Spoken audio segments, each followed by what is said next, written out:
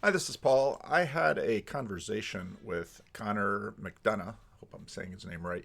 And it's on No Wait No Ads now. It'll come out probably this week or early next week. And it was a great conversation. He is one of the speakers at the event we have in Galway, Ireland, that will be on February 15. And I can't say all these Irish words. They have a language of their own, and I can't pronounce it. But I'll put the link below to the event. It's going to be an outstanding event. Maybe I'll put the little clip where he describes some of the other speakers. Myself, I know Paul Kingsnorth and Martin Shaw and Connor, and then another poet, another Roman Catholic poet. And I'm expecting this to be an amazing event at a beautiful, beautiful spot on the west coast of Ireland. I'm super pumped for this event. But part of what we started talking about was the internet and individuals versus institutions. One of the things that I discussed a little bit with Nathan Jacobs was the fact that part of what's happening in this current Orthodox moment is that it's laypersons, the most famous, the most famous Orthodox in America are probably Jay Dyer and Jonathan Peugeot in terms of this young online internet audience. And then of course there's Jordan Peterson and others. And so it's now I know many of you came to Orthodoxy before this, but I'm paying very careful attention to how Christianity works in terms of laity and clergy. And this is especially true in terms of the dynamic. So in terms of this Orthodox moment, this moment where people are looking for conservative ancient churches, people are interested in the Latin Mass, people are interested in churches that don't change. It's very interesting the dynamics with respect to clergy and laity because, of course, the clergy laity thing works very differently in Protestant churches as well than it does in obviously Roman Catholic and Orthodox. And it works differently between Catholic and also Catholic and Orthodox. So it's interesting to me the way, again, I think in some ways the internet is a Protestantizing effect on these churches. Now, a big part of the conversation that I had with Connor was about the dynamics between the laity and the clergy. And so the internet is a piece of that, but there are a few other segments of now that I'm talking, maybe I'll drop those segments in here too. You know, I get the question, well, why not just put if I just put Connor's conversation out as such, very few people would watch it. This is always the dynamic with the Randos in that you don't know what you're missing because we have a signal system that tends to prioritize, sometimes rightly, sometimes wrongly, certain voices. And so part of what I want to do is introduce some new voices. And the reason I want to do this is sort of flatten, being a good Protestant, I want to flatten the landscape because the truth is there are many people you're not going to get a chance to meet. And while, let's say, 7 years ago, before I made any videos on YouTube, before anybody knew my name, and even so, I'm a small YouTuber, there are many, many really amazing people that you can have a relationship with, that you can have that you don't have to stand in line to wait to meet. And so, again, a big part of the mission of my channel is to bring more people to you so that you can have relationships with these other people. Now, some of these people might be clergy, but most of these people are laity. And when I was looking at the amount of engagement that Luke was getting this morning with his live stream, I was really happy about that because I want to see the attention distributed, and I want people to live in networks that aren't just completely parasocial and one-dimensional. Yeah, you can sit and watch every video that Jordan Peterson or John Vervaeke or Jonathan Peugeot or your favorite YouTuber made, or even that I made, but hierarchies bind and blind, and it's difficult to have relationships. So one of the things I'm always doing is trying to put these relationships down, and to flatten these relationships so that you don't just know people who talk on YouTube, but those people on YouTube know you, and you can hopefully develop a kind of relationship where you can actually some of the dynamics of relationships can actually function. And so I do think the internet has a Protestantizing dynamic on the church, and I think that's a good thing. And I think the church, prior to the printing press especially, had this. That doesn't mean that there weren't superstars in the church. Another one of the things that Connor and I spoke about was he is getting his PhD in some really nerdy stuff about Irish clerics who are writing to each other about Pauline theology in the Middle Ages. We talked about the fact that probably not a lot of how on earth did that trickle down to the people in the pew? What we don't have, because they didn't write, what we don't have is a lot of knowledge about people other than those who wrote and left their writing, and the writing was important enough to be preserved. So we sort of don't know that level of the mind of the church, but there was a lot more in the church that was going on, clearly because the church was surviving and had potency. And right now, a lot of people are paying attention to some of the older things in church that had potency. But I would argue that the community itself was what kept the church going. It was the communion of the saints. So I'm going to play a few clips from this conversation, and let me know what you think.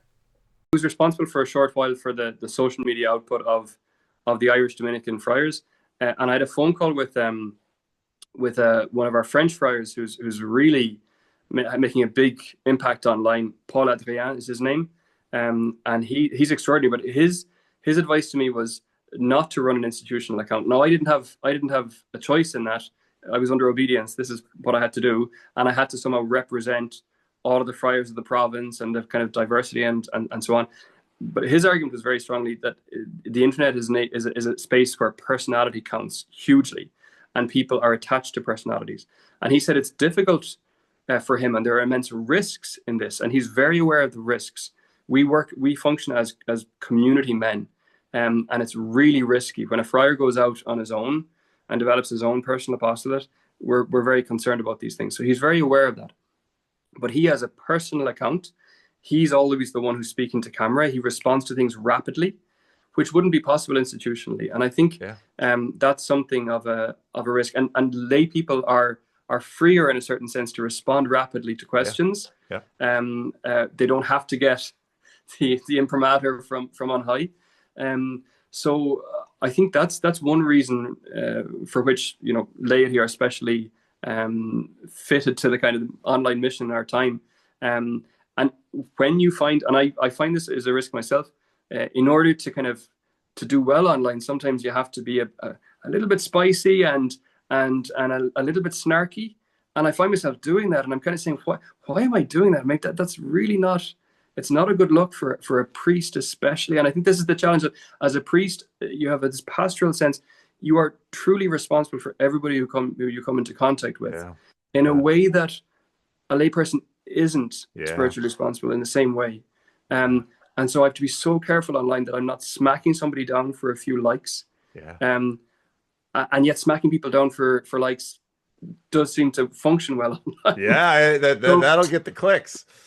It gets the clicks, and so I do think it's something that requires a lot of discernment. But then the dark side of that is that you have lay people who maybe don't have training, don't have accountability, who are claiming to represent Catholic teaching, and they're saying, well, Catholic teaching is that women have to have a dress that's like an inch above the ankle, and if not, they're in mortal sin. That kind of a thing. So I think they're really, really challenging questions.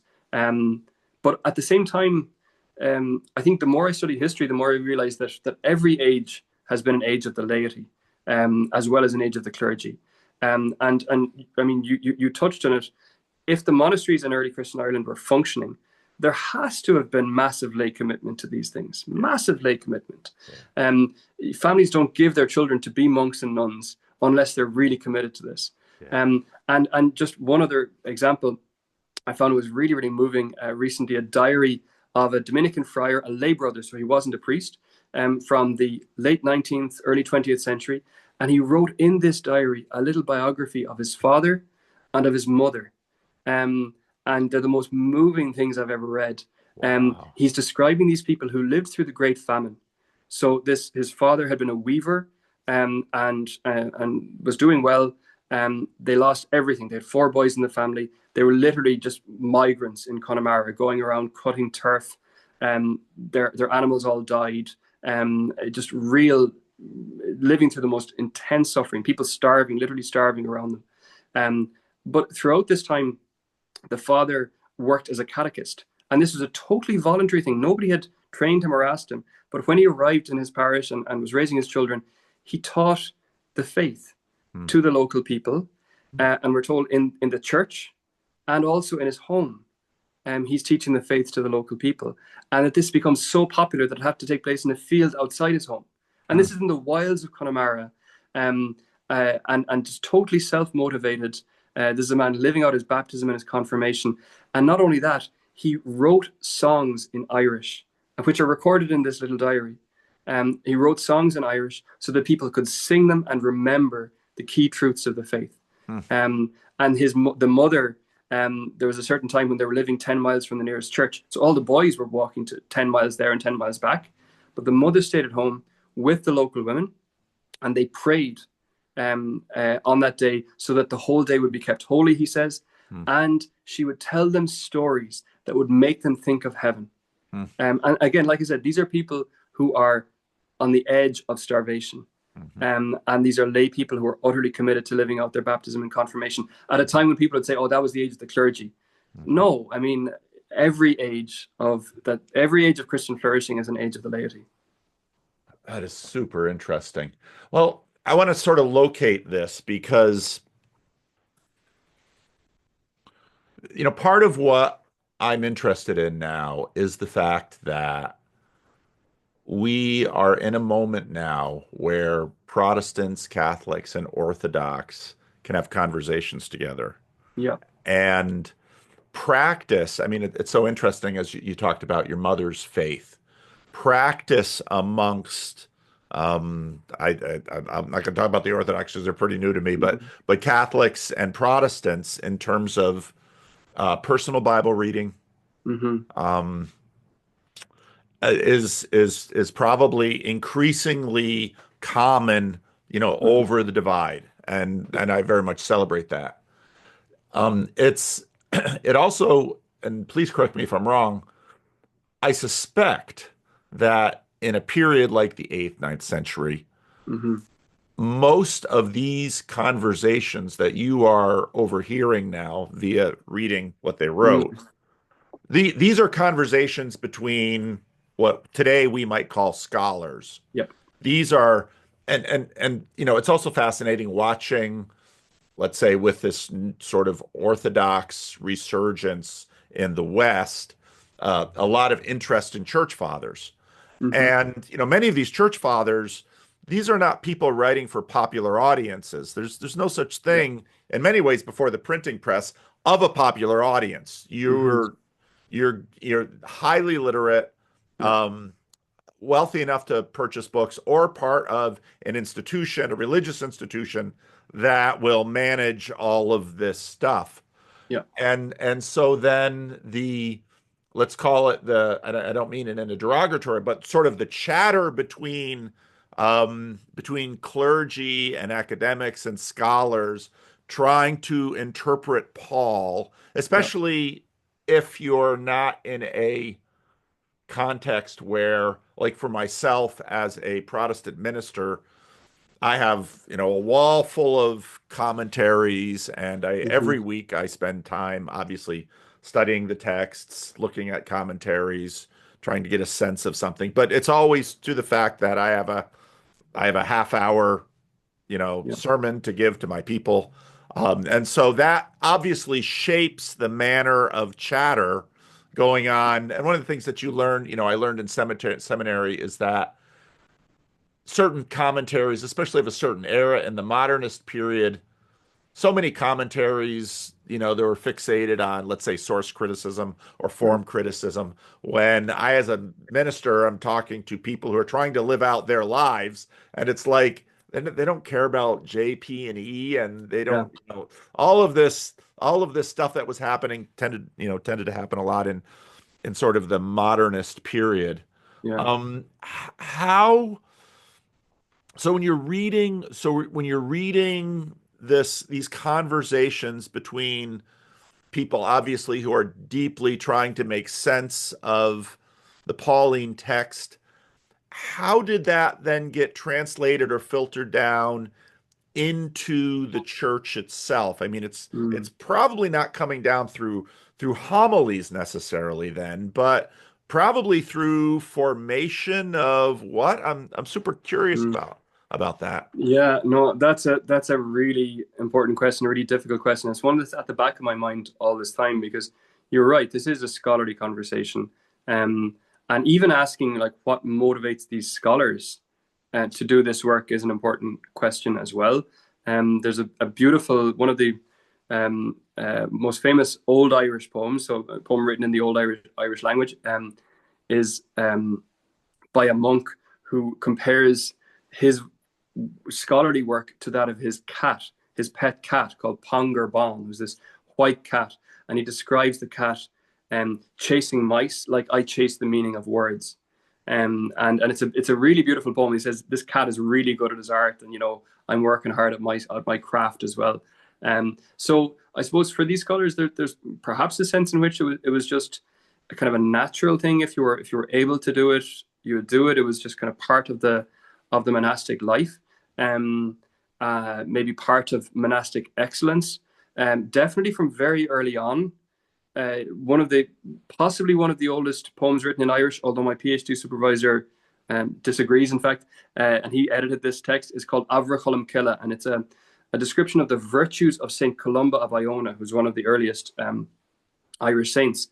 And it describes him working very carefully on the biblical text as a scribe. It's possible that the oldest surviving Irish manuscript is called the Cach. It's possible, and scholars, even skeptical scholars, say it is possible that he wrote this manuscript. You can see it in the Royal Irish Academy today, and it describes him going through his biblical text with the obolos and asterisk. So these are the annotation symbols developed by Origen in the Hexapla. So in other words, right from very early on, Irish monasticism was very ascetic, but also very interested in the biblical text. And so the ideals of the monastic life, clearly, there was some, the study of the Bible played some important role in that. But it's a massive question in scholarship today. What kind of pastoral care was there beyond the monasteries in Ireland? And that is a really open question. And there are kind of two different schools of thought. Some argue that in that early medieval period, pastoral care was minimal, and others argue against that. But the evidence for it either way is really, really slight. Um, Having said that, I find it hard to imagine that it was minimal. Again, if with Saint Patrick as a kind of an early ideal, this kind of missionary ideal, surely it has to have had some impact on their ideals at their best. The idea of preaching to the ends of the earth must have been there in their imaginations. But yes, it's really not clear what the ordinary Christian experience of the Word of God was. Definitely, there are indications that the Eucharist in which people would have participated, that there were popular understandings of the symbolism of the Eucharist based on moments in the Gospel. So there's an Old Irish treatise on the Mass, which goes through the various moments in the Mass and correlates them to the various different moments in the life of Christ. So this seems to represent a kind of a teaching about how to participate in Mass that was probably given to lay people. So if you're not sure what to think about at this point, think about this, think about that. And the other element of kind of popular communication is the high crosses. Um, and these are now a lot of people think the high crosses are far older than they are. The oldest surviving high crosses are kind of 9th century and 10th century. That's the kind of the great period of for these high crosses, which is kind of the circle usually around kind of uniting the arms of the cross. Um, but they probably had wooden precursors. That's almost certainly the case. Um, and these stone high crosses that survive, they are scripturally immensely rich. I mean, Hmm. really incredibly rich in scriptural detail. So we have on our YouTube channel, Irish Dominicans, you'll find we have a video about the Moon High Cross, Moone, and another one about the Castle Dermot High Cross. And we just explore, if you have a man playing the harp next to Christ on the cross, that's David. And what this is saying is that in order to understand Christ's crucifixion and resurrection, you've got to read the Psalms, because that was immensely clear, at least in the scholarly literature that survives. And the high cross at Moon, you have all these stories of liberation just in panels on the cross. So you have Shadrach, Meshach, and Abednego, the three young men in the fiery furnace. You have the flight into Egypt is represented as well. You have the near sacrifice of Isaac on Mount Moriah. So you have all these stories of liberation. And clearly, what they seem to be saying is that's what the cross is about. So again, we can't be sure how this was communicated to the people, but it's very unlikely, I think, that crosses like that were only for an elite understanding. I think it's far more likely that we're seeing here popular preaching based on the stories of salvation. Hmm. That is so interesting. And to me, something must have been working. Yeah, Part of what we're going to talk about in Galway is civilizational Christianity. yeah, And, Paul Kingsnorth just gave that Erasmus lecture at First yeah, Things, which was super, super interesting. yeah. And in the United States, um, among Protestants and Catholics, there's a lot of sort of post-liberal chatter about civilizational Christianity. Mm-hmm. And of course, Ireland, for many, for a long time, Ireland was the end of the earth, of course. It Mm-hmm. was, I mean, the earth was Yep, Eurasia and yep, Africa, and so Ireland is the end of the yeah, earth. yeah, It's and even though we might not be, as is so often the case, we know the most about those that wrote, and we still have their writings. mm-hmm. And probably many of the people who were illiterate or didn't write books, et cetera, et cetera, Yep, it's hard for us to know, but we do know by virtue that Ireland, that there was a shape to the piety and to the yep, faith that was preserved century after century, yes, and that of course was not disconnected from the religious elites and the religious leaders who were, for their own reasons, had to continually do this religious life of the mind yep. to try to be faithful in terms of their leadership of the church. What kind of a this topic of civilizational Christianity is a huge one, and it can be framed in a lot of different ways. But right now, I think all of the West, if and by the West I sort of mean the places in the world that Latin Christendom's legacy has been, Mm-hmm. very impactful. And it seems like Ireland now is in some ways similar to Quebec. It's very interesting because Quebec and Ireland, these were two of the Yeah, most, deeply Catholic um, regions going into the late 20th century, yeah, whereas France, Spain, some of these other deeply Catholic places had quite a bit of turmoil. yep, Um, how and again, it's also very interesting that probably for since the creation of the internet, the overhearing the chatter of monastics and leaders throughout the centuries is mm, now accessible yep, to a far larger range in the stack of people all up and down the church, but also in a context of enormous religious pluralism and Hmm. pluralization. So how and now you, I mean, because as you enter into vocation, anyone who enters into a meaningful vocation has to ask themselves, okay, where does my vocation meaningfully interact into the much broader context I'm working in? Mm. Where, how do you see um, the Roman Catholic Church in Ireland engaging in the current questions of civilizational Christianity with respect to, you can't speak about the whole, obviously, we all only see little bits, but what do you see in that area?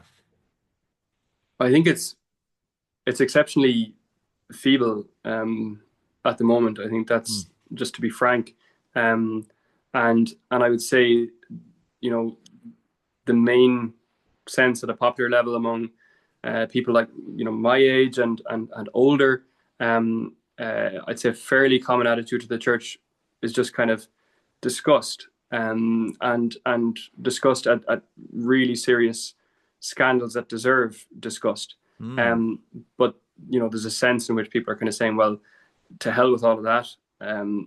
That's all a waste of time. It's all about kind of clergy serving themselves and so on, and there was nothing truly idealistic or sincere ever in that whole system. And I think that's, I mean, it's historically it's not the case when you look back to kind of Catholic Ireland. There were very dark underbellies there, and really terrible abuses of power that lasted a very, very long time and led to immense suffering. Um, and at the same time, there were extraordinary ideals, absolutely extraordinary. I mean, if you look at the example of the Legion of Mary, I don't know if you're familiar with this, but a lay organization that's very much based on the idea of missionary discipleship, um, and just going door to door in an Irish context, but then missionary beyond Ireland as well. And the shelter that I mentioned that I was chaplain to was a homeless shelter for women, which is run without interruption for 90 years, 365 days a year by members of the Legion of Mary. So they're kind of born in that heart of Catholic Ireland, just utterly idealistic and sincere. And you had so many missionary vocations coming from that. Young people who just gave up everything and left home thinking that they would never return. I mean, Hmm. this is quite common in the 40s and 50s. Young people left home, went to India or Africa or wherever it might be, and they were confident that they would never see their families again. Hmm. Which is, people don't do that purely out of a sense of serving the system or being served by the system. So, Yeah. in any case, I'd say the overall attitude, as I said, is kind of disgust with regard to the church, um, and at the same time, then there's a sense of appreciation of the local church, especially at times of tragedy. So, I mean, just yesterday, I was at the funeral or the removal of a man whose funeral took place this morning, um, and the Irish the Irish do funerals very, very well, and we do death very well. This was a man in his 60s who died, and his wife is very involved in our church here, and it wasn't in our church, the funeral, but I was queuing for about half an hour to get into the church. And in the church, it was just jam packed and had been packed for hours of people cycling through. Um, and it is unimaginable that for those people there that such an event could have taken place outside of a church. I think people are very slow to move to kind of a humanist environment for funerals and weddings. It's happening. It is happening. But I still think there's a sense of the church is where we belong at times of great joy and at times of great sorrow. Um, but broadly speaking, there's a broad attitude of indifference. Now, I'd say among younger people, there's a greater sense of curiosity, and in a sense, they're not clued into the Catholic thing. They're not clued into the Christian thing really all that well, even though they're all going to Catholic schools. But occasionally that's a bit of an inoculation. So they Hmm. get a tiny dose, and they think that this is all there is, and it's not all that impressive, and they move on. So if it wasn't for the internet, I think I probably, wouldn't have really grown in my faith. I had a really, really good school experience, but I had real doubts that weren't addressed, in my Catholic schooling. So I'd say, yeah, I'm kind of rambling a wee bit, but I'd say that that broadly speaking, you're dealing with indifference, except at times of crisis, and then there's this growing curiosity among young people whom I encounter. There's still a very high degree of cultural Catholicism. I'd say very little exposure in any generation to the intellectual riches of Catholicism. So I've given a few talks to teachers in Catholic schools where I encourage them to regard Dante and medieval literature of all kinds and the music of Mozart and so on, to regard all of that as part of our Catholic patrimony that we should be communicating and interpreting in light of our Catholic faith. And occasionally they look at me like I have two heads. I mean, it's just, it doesn't, these things don't connect for people. And for me, it was really going to England that I really connected with the intellectual riches of our faith. So I'm very committed to kind of that dimension of mission, just exposing people to the intellectual beauty of the faith. And it's often very surprising for people. The Thomistic Institute is something that's doing it now on campuses in Ireland. I don't know if you're familiar with the Thomistic Institute. They organize lectures on campuses, secular campuses, and it's fascinating to see that grow. They're intellectually challenging lectures, nothing dumbed down about them whatsoever. They're theologically rich in kind of literary references or science and so on. But in Trinity College Dublin, it started off very small, maybe 10 people going to a lecture. I was there giving a lecture. There's about 100. Father Gregory Pine was there recently. There were 200 people in the lecture theatre. So this is a fascinating thing to see. And it's something that, as I said, people are not familiar with. Nor are we particularly familiar in Ireland with liturgical beauty. So this is another weak dimension of late 20th century and early 21st century Irish Catholicism, is the liturgy is often quite poor. So there's a lot of work to do. But the Lord is in charge. Okay.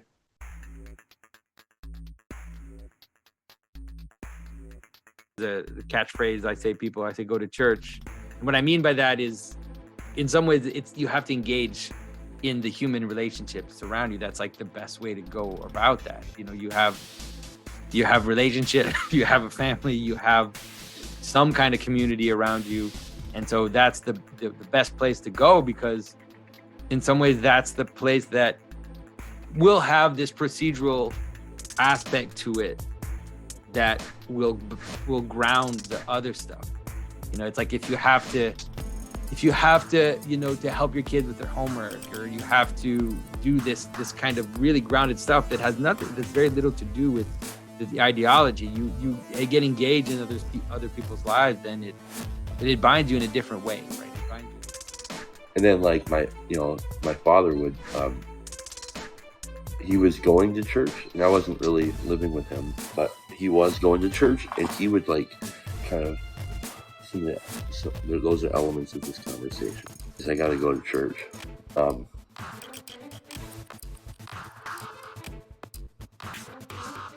It's being part of a church is part of Christian discipleship. And in that word discipleship, there's this word discipline, which is, it's a discipline to go to church.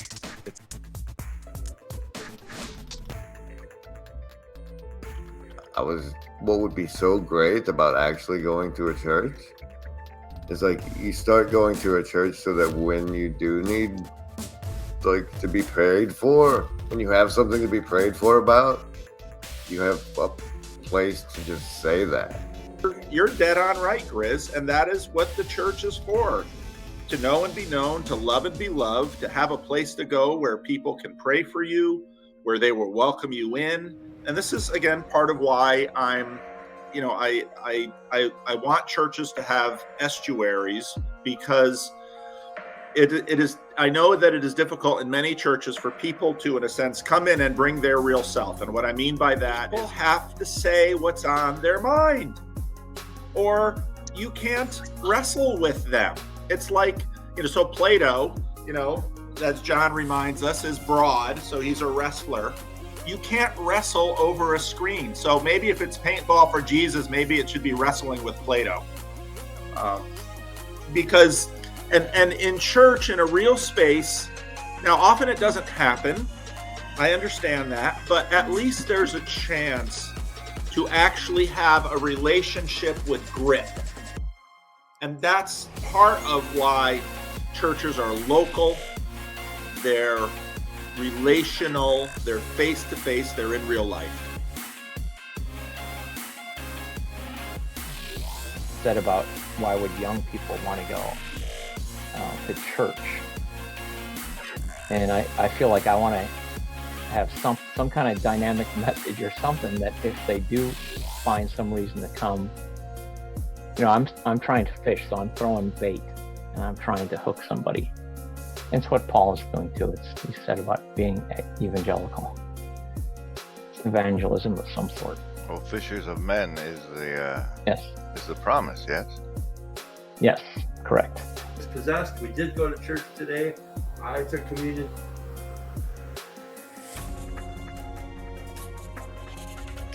I don't go to church to think or to rationalize God. I go to church to worship him. Right? And I'm happy with that. I'm very happy with that. And afterwards, during coffee hour, we can all argue about the God of our understanding, right? Yeah. But I think you're right. I think that the wild twin, the thing that led to my sort of dawning to consciousness of Christianity was a 101-day vigil that I did in a forest. And I went into the forest. You don't have to go crazy. Yeah. You actually have to go, you have to humble yourself and and do it right here, right now, right? Get up. I like how Father Schmemann talks about it for the life of the world. He says it starts when you get up and get ready and you walk or you go to church. You start those are simple. I get up, I brush my teeth, I take a shower, I put on clothes, I go, the things of life, and we're ascending up into heaven. You're